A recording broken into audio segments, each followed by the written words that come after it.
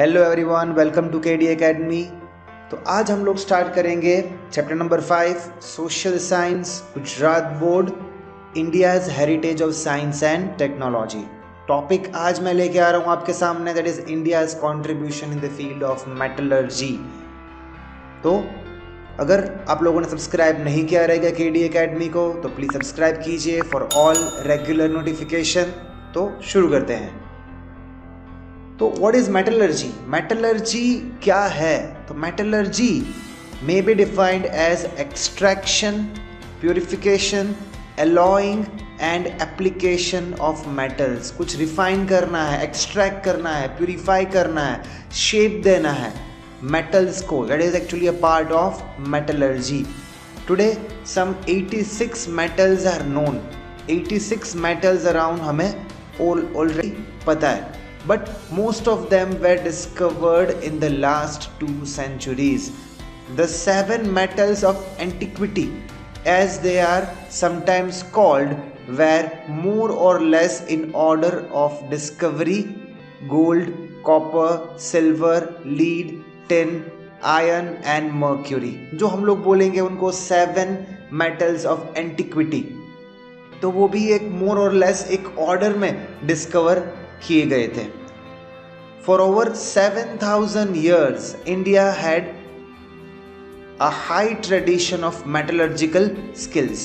Actually ये metallurgical skill है वो that is actually basically connected with the certain tribes। जो हम लोग ऐसा नहीं कि सब जो higher जो rich people है वो उसके साथ connected है, लेकिन पहले से ही tradition से ही metallurgical skill were inbuilt in our blood. So since ancient age, the people of India use metallurgy in their practical life. ऐसा नहीं कि जब नॉर्मल हम लोग पढ़ रहे हैं, लेकिन प्रैक्टिकल लाइफ में भी एंशियंट टाइम से ही metallurgy were useful. In ancient India made extraordinary progress in the field of metallurgy.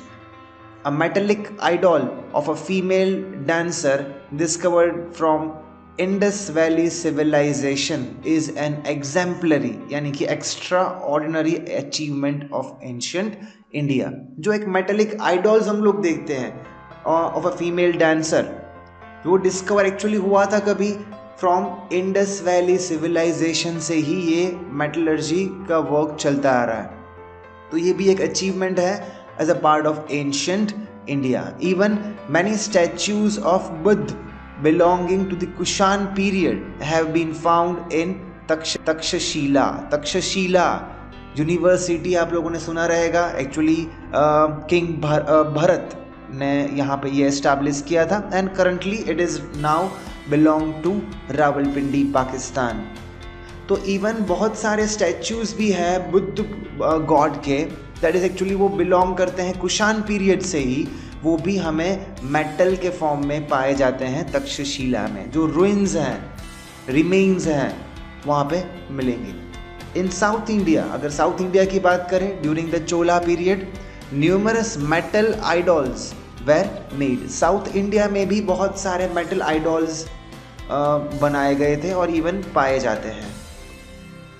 The statue of Nataraj, a masterpiece in sculpture, is found all over the world. It is preserved in the Museum of Chennai. Shiva god की बात करें, statue of Nataraj, उनका एक masterpiece है that is actually made up of metal. एक पूरा एक sculpture है, मेटलिक स्कल्पचर, वो अभी वर्ल्ड फेमस है and it is still preserved in a museum at Chennai. Another well-known metal idol, Ram the Archer, can be seen in the museum. वो भी museum में पाए जाते हैं। Artistic statues of even gods and goddesses, birds and animals, beetle nut cutters are considered to be the best example of metallic art. बहुत सारे idols तो India पहले से ही बनाता ही है। बहुत सारे idols जो गॉड के रिलेटेड idols रहते हैं वो तो बनते ही आ रहे हैं। तो most of India's metal production was controlled by a specific social group, including so-called tribes, and most of them from the lower rungs of Indian society. जो पहले से आपको मैं बोला, पहले ही आपको मैंने बोला कि ज़्यादातर मेटल प्रोडक्शन जो है वो कंट्रोल हो रहा है by specific group and can be called as so called tribes, और वो एक्चुअली बिलोंग करते हैं lower rungs, that is lower category of Indian society. तो दैट्स इट, मिलते रहेंगे वापस दूसरे सेशन पार्ट 2 के अंदर। ऐसे ही शेयर करते रहिए, लाइक करते रहिए और सब्सक्राइब कीजिए केडी एकेडमी को। Thank you.